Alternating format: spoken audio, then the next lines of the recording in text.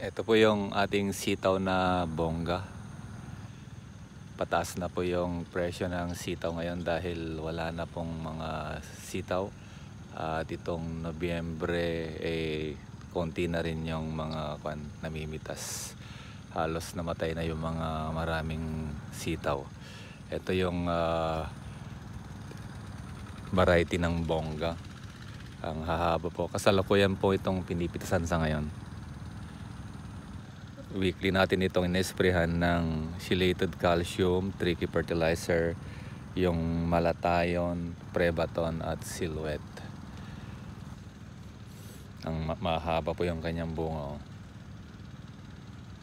Ganyan po kaganda itong bongga ng SOS. Hopefully tataas pa yung presyo ng sitaw dahil yun nga, wala na, maubos na yung mga bunga.